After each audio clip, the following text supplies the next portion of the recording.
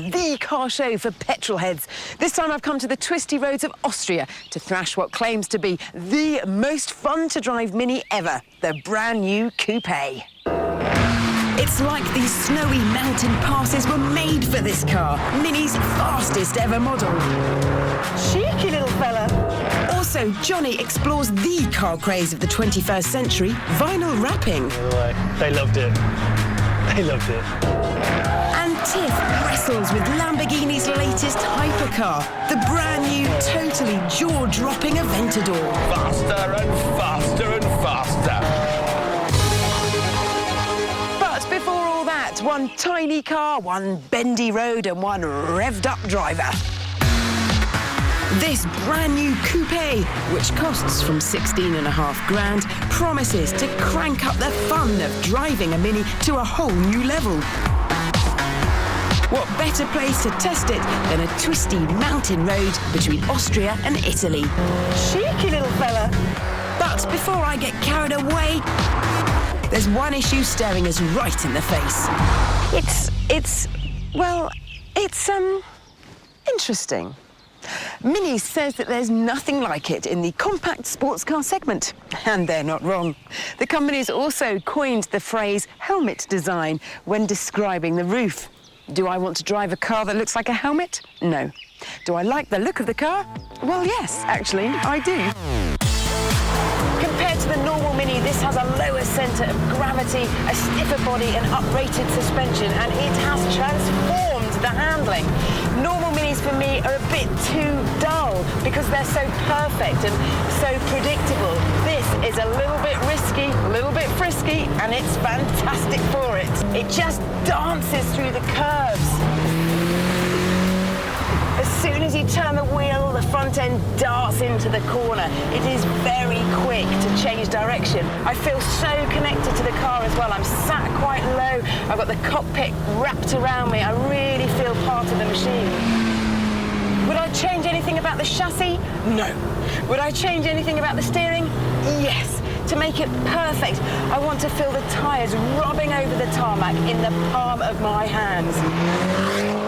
Now, usually, Minis have got pretty cramped rear seats. Well, that's not a problem with the coupe because this car doesn't have any back seats at all. The upside to that is a boot that's twice as big as the standard cars. Plus, you get a ski hatch. But the coupe has much more than a large boot to boast about. This top-spec £24,000 John Cooper Works model is the fastest Mini ever. Climbing up into the snow in the 1.6-litre turbocharged engine feels almost too fast for these roads. It's got 208 brake horsepower and it'll hit 62 miles an hour in 6.4 seconds. While we're talking numbers, I should mention that it can also do 40 miles to the gallon and that there's a diesel version that'll do 65. Now, back to the thrashing. It is one firecracker right from the off. It's like a can of fizzy pop that you've shaken up and it's just waiting to open and explode. And a raspy little exhaust note. I wish I was outside, actually, listening. Usually I say I want more power, but here, no, it's just about spot on. Hubba, hubba. So the coupe. Yes, you will be stared at every time you drive it, but the rewards are enormous. This is the most fun to drive Mini ever.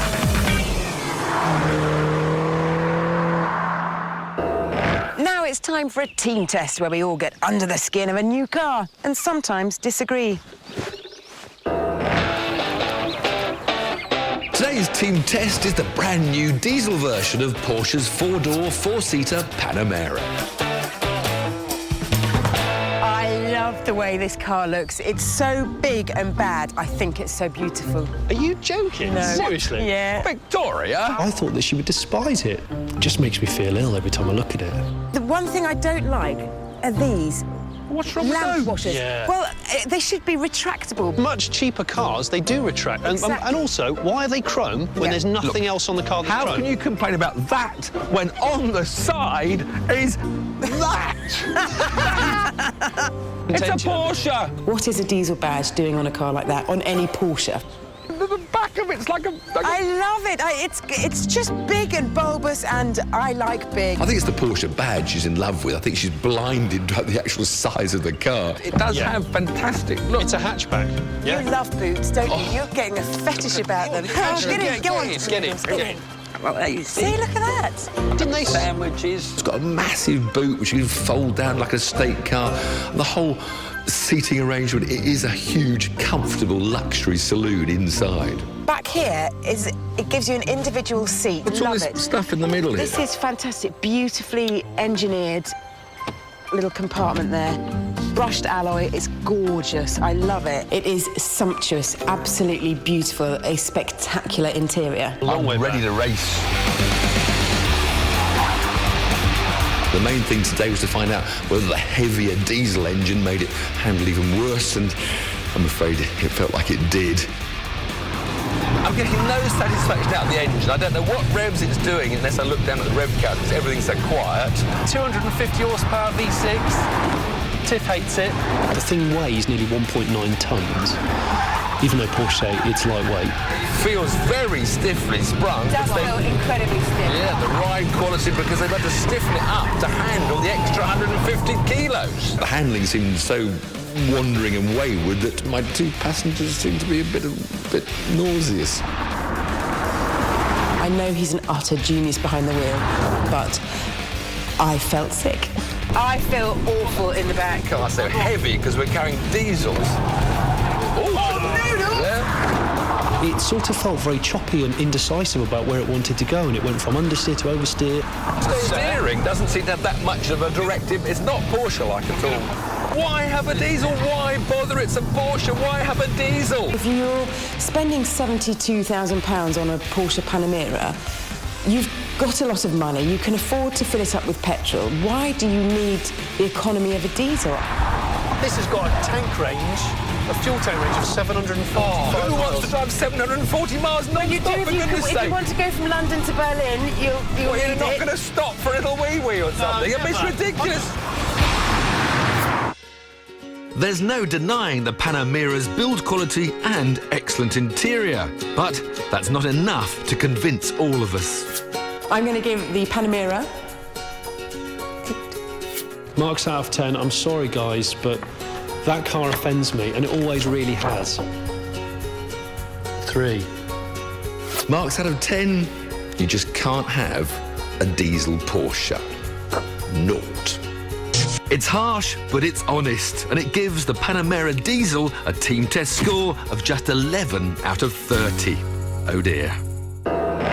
Now it's your chance to win a proper driver's Porsche in our competition. We're giving you the chance to win this fantastic 2003 Porsche Boxster S, complete with a 250 brake horsepower 6-cylinder engine and some of the sweetest handling money can buy. To make running your new Porsche as affordable as possible, we'll also include up to £1,000 towards your insurance, courtesy of elephant.co.uk. For your chance to win this fantastic prize package, just answer the following question correctly. Which company is famous for making the 911 model? Is it A, Porsche, B, Peugeot, or C, Ford? Text A, B, or C to 85559. Call 0904 1611 555 or post your answer, your name and contact number to 5th Gear 2, PO Box 7557, Derby DE1 0NP. Calls cost £1.53 from a BT landline. Calls from other networks may vary and from mobiles will cost considerably more.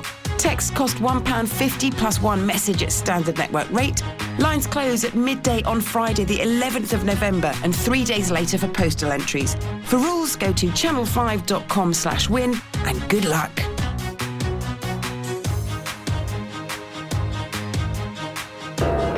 Still to come, Johnny transforms a Metro into something phenomenal.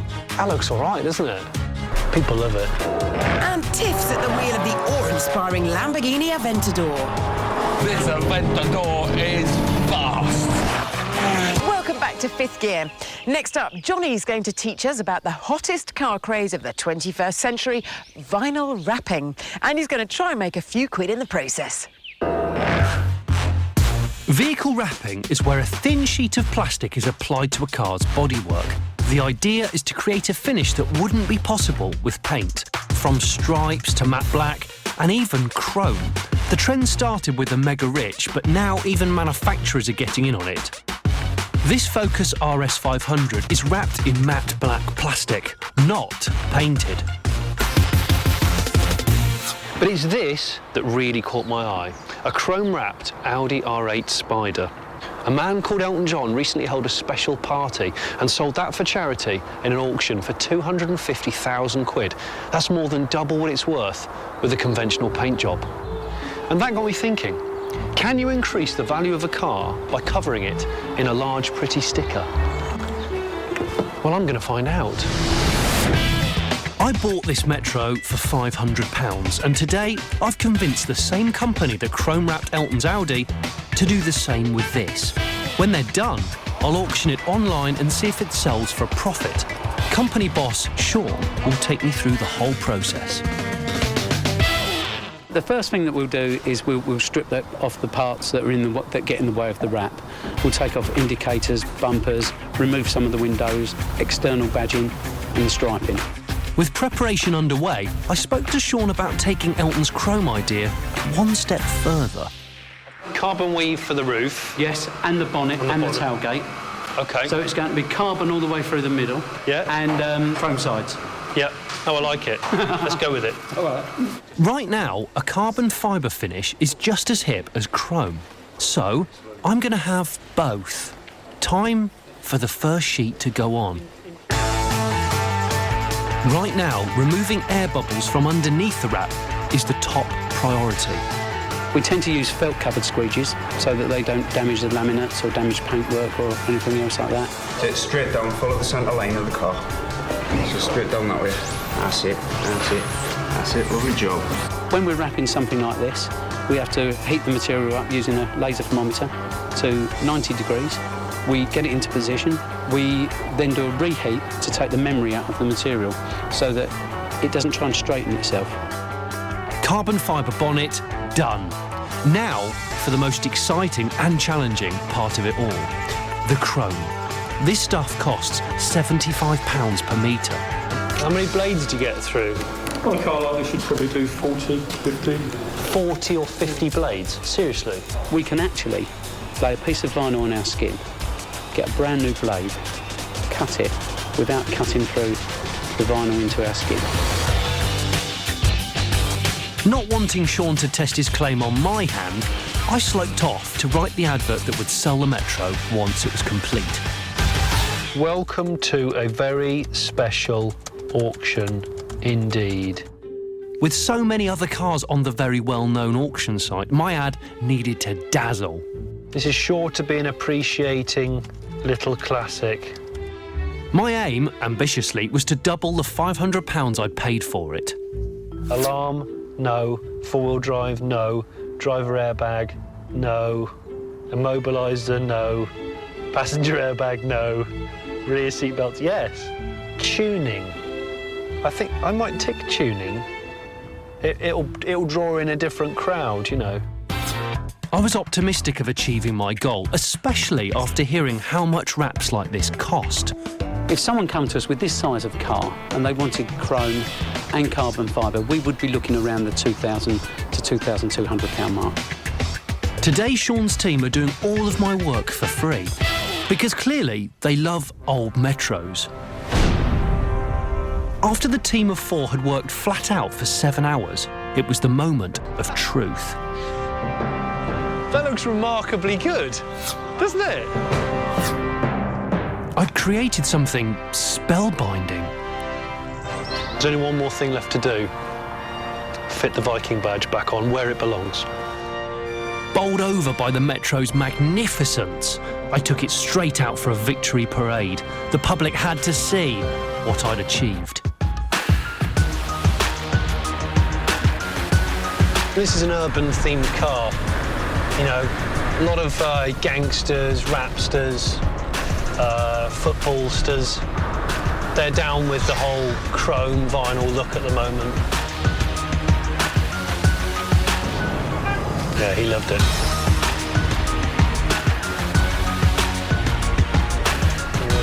They loved it.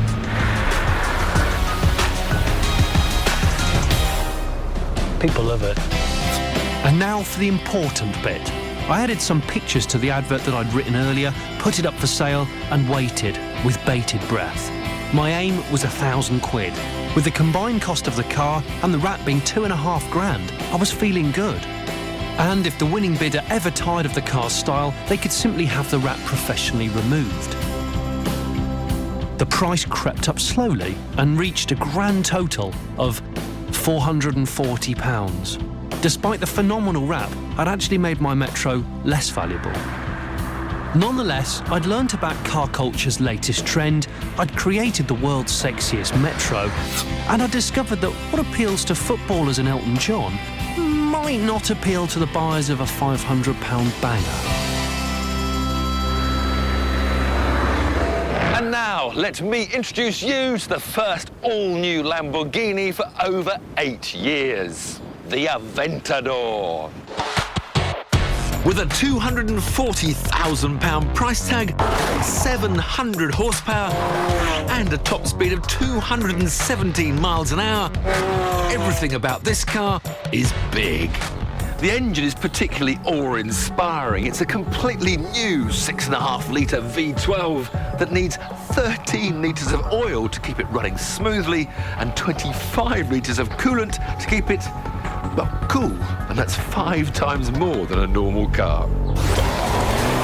But being a normal car is something that the £250,000 Aventador does surprisingly well. Despite the huge width of this car, it doesn't feel that big around these little tiny streets about town. Now, I said this car didn't feel big, but now I've got to turn around. Reverse. Yeah, that goes in quick enough. Actually, visibility is exceptional for a supercar like this. Pull the panel, and we're away. Well, it wasn't so painful. Buy one of these cars, though, and you can expect a rather annoying day-to-day niggle. When you think you're an automatic and you stop at junctions, it drops into neutral and then you accelerate and there's nothing there. Boing! A little horrible tune tells me I'm now in neutral. Then when I get it into gear, it lurches forward. Oh, thanks, Lamborghini. But what about B roads? Feeling better now I've looked in my mirror and seen the spoilers come up. The smile is growing. Not getting that oral pleasure I was hoping for with this V12. It's got very clever inboard suspension like a Formula 1 car to reduce the unsprung weight. I'm still bouncing around like mad with this suspension setup. Ride comfort not on the high list. So, can the Aventador redeem itself on the track? Shut up. Time to switch into the track mode, or Corsa, as they say in Italian. Right, come on now, tight right hander, let's have some fun. Turn, understeer, more and more. No. Turn in a bit quicker, and you can just get that little bit of oversteer, but then when you put the power on, it plows back into an understeer. Give it a flick, get it sideways, but then the front end takes control and it washes out. See, four-wheel drive just isn't suited to having fun on a track. And despite this gear change system apparently having some similarities with a Bugatti Veyron, it's nothing like as smooth. The Veyron changes gear on full throttle without even your hair twitching. This cracks your neck. I think Lamborghini said they wanted to create the world's most emotional gear change. Well, the only emotion I'm getting is a stiff neck. One thing that is for sure, however, is that this Aventador is fast. It's got 30 horsepower more than the most powerful Murcielago. It'll actually launch to 62 in just 2.9 seconds using launch control, and then just go on getting faster and faster and faster. Let's see just how fast. Now we're on full throttle shift, now 163, 7,000 revs.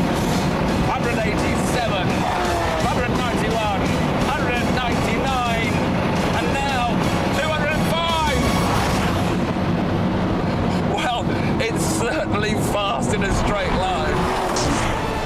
And 205 miles an hour in a road car is a brand new fifth gear speed record. I love the 700 horsepower. I love the fact that it's a V12. I love this high speed handling. But I don't want to pay £250,000 for this dashboard, the ride on road, and the pain in my neck when I change gear. I'm sorry, Lamborghini, but you've built neither a comfortable long-distance cruiser nor a fun-handling hypercar. I'd hoped for so much more.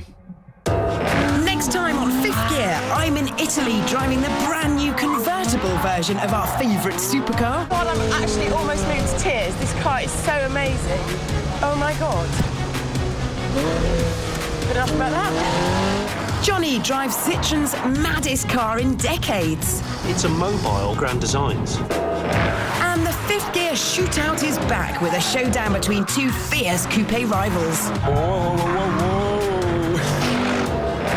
Finally, here's a reminder of our competition where you could win this peachy 2003 Porsche Boxster S, as well as up to £1,000 towards your insurance, courtesy of elephant.co.uk. For your chance to win your very own Porsche, just answer the following question correctly. Which company is famous for making the 911 model? Is it A, Porsche, B, Peugeot, or C, Ford? Lines close at midday on Friday, the 11th of November, and 3 days later for postal entries. Good luck. So will Chem's exit bring FaceTime in the house to a premature end? It's Big Brother Eviction Night live from 9, but next this Friday night on Channel 5, Ice Road Truckers out of their comfort zone and on the edge of the ledge.